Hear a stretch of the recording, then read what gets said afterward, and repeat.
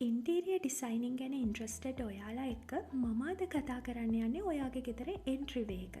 නැත්තම් ගෙදරට ඇතුළු වෙන තැන ගැන. ඉතින් අපි හැමෝම දන්න කාරණාවක් තමයි ෆස්ට් ඉම්ප්‍රෙෂන් එක. නැත්තම් යම් දෙයක් කෙනෙක් එහෙමත් නැත්තම් තැනක් ගැන අපිට ඇතිවෙන පළවෙනි හැඟීමෙන් අපිට ඒ ගැන ඉස්සරහට හැමදාම දැනෙන විදිහ ගැන ලොකු බලපෑමක් තියෙනවා. ඉතින් ඔයාගේ ගෙදර ගැන ෆස්ට් ඉම්ප්‍රෙෂන් එක ඔයාගේ ගෙදරට පළවෙනියට එන අමුත්තෙකුට වගේම වැඩ ඉවර වෙලා මහන්සි වෙලා ගෙදරට එන ඔයාගේ දවසේ ඉතුරු කොටස ගැන ඔයාට දැනෙන විදිහ ගැනත් ගෙදර එන්ට්‍රි වේ එකේ පෙනුමෙන් ලොකු බලපෑමක් තියෙනවා. ඉතින් ඔයා මම වගේම ඉන්ටීරියර් ඩිසයිනින් වලට ගොඩාක් කැමති කෙනෙක් නම් ගොඩාක් වෙලාවට ඉන්ටීරියර් ඩිසයින්ස් Pinterest එකේ Instagram එකේ නැත්තම් Google එකේ සර්ච් කරලා ඒ වගේ ඉමේජස් එහෙම බලනවා ඇති. ඉතින් ඒ වගේ තියෙන ලස්සන ඉන්ටීරියර් එකක් අපි ඇත්තටම ගොඩාක් වියදම් කරලා ඒත් එකේ ප්‍රායෝගිකත්වය ගැන වැඩි හිතන්නේ නැතුව හදාගත්තොත් ටික දවසක් යද්දී සාමාන්‍ය ජීවිතේ යම් යම් දේවල් එක මෙන්න මේ වගේ එක එක දේවල් එකතු වෙලා වෙනස් වෙලා අර අපි හිතපු ලස්සන නැති වෙලා එහෙමත් නැත්නම් අපිට ඒක මේන්ටේන් කරගන්න බැරුව ගිහිල්ලා ගොඩක් අවුල් වෙන්නත් පුළුවන්. ඉතින් හැමදාම අපි මේ channel එකෙන් කතා කරනවා වගේ beauty නැත්නම් ලස්සන කියන දේ functionality and practicality නැත්නම් ප්‍රයෝජනවත් බව සහ ප්‍රායෝගිකත්වය කියන දේක හොඳ බැලන්ස් එකක් එක්ක ඔයාගේ ගෙදර ඉන්ටීරියර් එකට විශේෂයෙන්ම එන්ට්‍රි වේ එකට යොදාගන්නේ කොහොමද කියලා අපි අද මේ වීඩියෝ එකෙන් කතා කරමු. ඉතින් අපි පළවෙනියට කතා කරමු ඔයාගේ දොර සහ ගෙදර ඇතුළට එන තැන ගැන. ඉතින් මම මේ පික්චර්ස් දෙකෙන් ඔයාට ලස්සනයි කියලා හිතෙන ඉන්ටීරියර් එක තෝරන්න කිව්වොත් ඔයා තෝරගන්නේ මොකක්ද? ගොඩාක් දෙනෙක් මෙන්න මේ පික්චර් එක තෝරගන්න ඇති. ඉතින් මම කලින් වීඩියෝ එකත් කතා කරලා තියෙනවා දොරට වඩා අපි දොර ගාවට දාන ෆ්ලෝ මැට් එක පළලින් වැඩි වෙන්න ඕනේ කියලා. ඉතින් පළවෙනි පින්තූරේ තියෙන පොඩි ඩෝ මැට් එකක්. ඉතින් ඒකෙන් අයිලන්ඩ් ඉෆෙක්ට් එකක් හැදිලා තියෙනවා.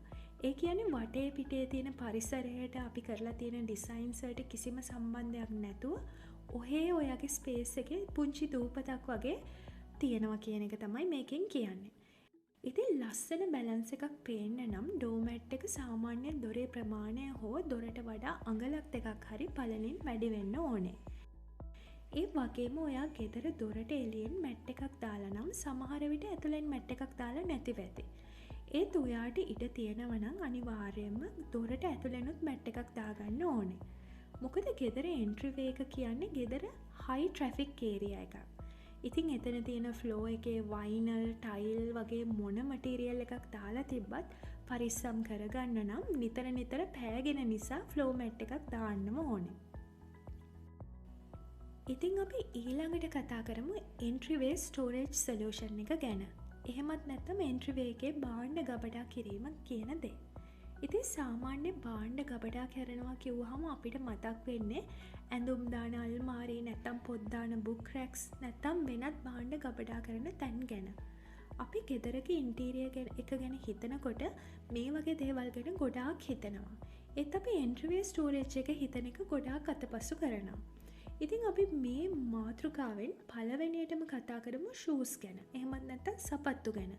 ඉතින් අපි සාමාන්‍යයෙන් පුරුදු වෙලා ඉන්නේ කොහෙට හරි ඇතුල් වෙනකොට දොරකඩ ගාව සපත්තු ගලවලා තියන්න. ඉතින් අපි අපේ ගෙදරට ඇතුල් වෙනකොටත් ලේසියට සපත්තු දොරකඩ ගාව තියෙනවා. ඒ සපත්තු කුට්ටමක් හරි දොරකඩ ගාව තිබ්බහම ඒකෙන් විෂුවල් ක්ලටර් එකක් හැදෙනවා. ඒ කියන්නේ මනසට අවුල් වෙන ස්ට්‍රෙස් වෙන අවුල් ජාලයක් හැදෙනවා. ඉතින් අපි මේකට ගොඩාක් වෙලාවට විසඳුමක් විදිහට ගන්න මෙන්න මේ වගේ ඕපන් ෂූ රැක්ස්.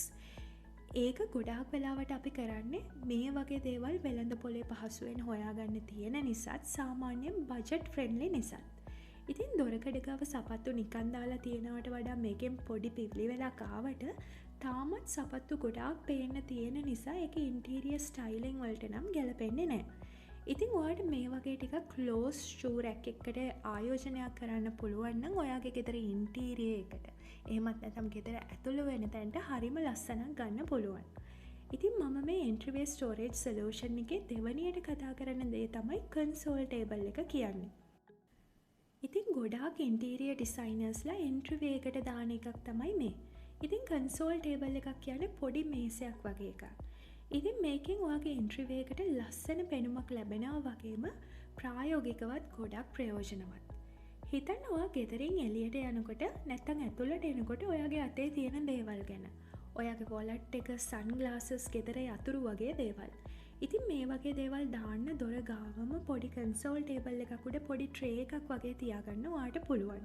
මොකද උදේට වාහනේ යතුරු හොයාගන්න, ඔයාගේ වොලට් එක හොයාගන්න සාමාන්‍යයෙන් ගෙදර ඇතිවෙන යුත්තේ ඔයාට මේකෙන් අඩු කරගන්න පුළුවන්.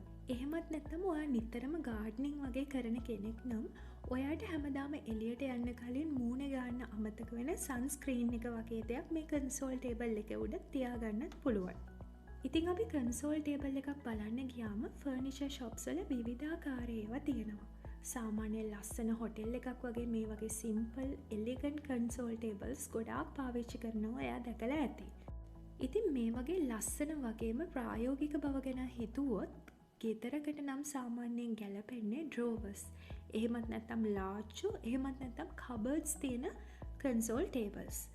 ඉතින් මේකට හේතුව තමයි අපිට එදිනෙදා පාවිච්චි කරන භාණ්ඩ තියන්නේ නියමිත තැනක් නැති වුණොත් කන්සෝල් ටේබල් එකේ භාවිතය ගොඩාක් ප්‍රායෝගික නැති වෙනවා. එතකොට ඔයාට වෙන්නේ ගෙදරට කවුරු හරි එනවා කිව්ව ගමන් අමුත්තොන්ට ඒ භාණ්ඩ පේන්නේ නැති වෙන්න වෙන තැනකට తాවකාලිකව ගෙනහිල්ලා වහලා දාලා තියන්න. ඉතින් ඔයාගේ එන්ට්‍රි වේ එකේදී ඔයාට ඕන වෙන භාණ්ඩ ලස්සනට තියාගන්න නියමිත තැනක් හදාගන්න තාක්කල් ඔයාට මේ වැඩේ කරන්න වෙනවා. ඉතින් ඔයා ගන්න කන්සෝල් ටේබල් එකේ ස්ටෝරේජ් කොච්චරක් තියෙන්න ඕනේද, මොන වගේ එකක්ද ගන්න ඕනේ කියන එක ඔයාට තියෙන ස්පේස් එක මත, ඊළඟට ඔයාගේ ගෙදර අයගේ දෛනික චර්යාවන් මොන වගේද කියන එක මත තීරණය වෙනවා. උදාහරණයක් විදිහට ඔයා හරි ගෙදර අනිත් අය හරි දෛනිකව මේස් වගේ දෙයක් දාන කෙනෙක් නම් ඔයාට ගෙදරින් එළියට යන තැන කන්සෝල් ටේබල් එකේ ඩ්‍රෝවර් එකක මේස් ස්ටෝර් කරලා තියන්න පුළුවන්. ඒකෙන් දොර ළඟටම ඇවිල්ලා මේස් අමතක වුණා කියලා ආයෙත් ඇඳුම් අල්මාරිය ගාවට දුවන එක නතර කරගන්න පුළුවන්.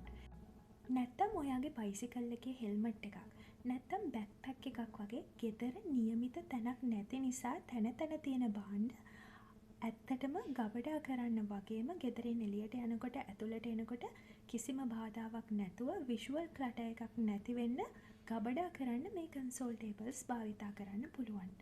ඉතින් ඔයාට දැනටමත් තියෙන්නේ ඕපන් කන්සෝල් ටේබල් එකක් නම් ඔයාට මේ වගේ ලස්සන බොක්සස් ස්ටෝරේජ් විදිහට පාවිච්චි කරන්න පුළුවන් කන්සෝල් ටේබල් එක යට තියලා. ඒකෙන් ඔයාගේ එන්ට්‍රි වේ එකට ලස්සනක් එනවා වගේම ඔයාට ප්‍රායෝගිකවත් බොහොම ප්‍රයෝජනවත්. ඉතින් ඔයා අලුතෙන් කන්සෝල් ටේබල් එකක් ගන්නව නම් නැත්නම් එන්ට්‍රි වේ එකේ ස්පේස් එක ප්ලෑන් කරනව නම් මේ ගැන හිතලා බලලා තීරණයක් ගන්න පුළුවන්. ඉතින් ඔයාට කන්සෝල් ටේබල් එකක් තියන්න ලොකු ඉඩක් නැත්නම් මේ වගේ පුංචි රැක් එකක් නැත්තම් ෆ්ලෝටිං ෂෙල්ෆ් එකක් හරි භාවිතා කරන්න පුළුවන්. ඒ වගේම ඔයාගේ එන්ට්‍රි වේ එකේ කොච්චර ඉඩකඩ තියෙනවද කියන එක මත ඔයාට තව ලස්සන දේවල් අවශ්‍යතාවය අනුව එකතු කරගන්න පුළුවන්.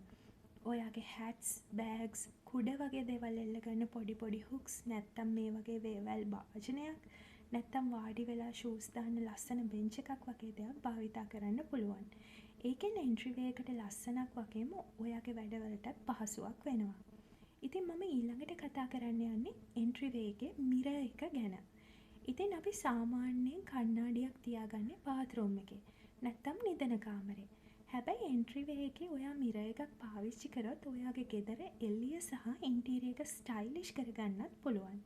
මොකද කණ්ණාඩියකට පුළුවන් එළියෙන් එන ආලෝකය පරාවර්තනය කළා ඔයාගේ එන්ට්‍රි වේ එක එළිය කරන්න, ඒ වගේම විශාලවට පෙන්වන්න. ඒකෙන් ඔයාගේ ගෙදරට අමුතු ලස්සනක් එකතු කරගන්න පුළුවන්. ඉතින් ප්‍රායෝගික පැත්තෙන් බැලුවොත් අපි ගෙදරින් එළියට යනකොට පොඩ්ඩක් අපේ හැඩරුව බලන්න, ලිප්ස්ටික් හරියට ගෑවිලාද නැත්නම් කොණ්ඩේ හරියට තියෙනවද කියලා ලාස්ට් චෙක් එකක් දාගන්නත් මිරර් එකෙන් පුළුවන්. ඉතින් මේ වීඩියෝ එක ඉවර වෙනකම් බැලුවට ඔබට බොහොම ස්තුතියි.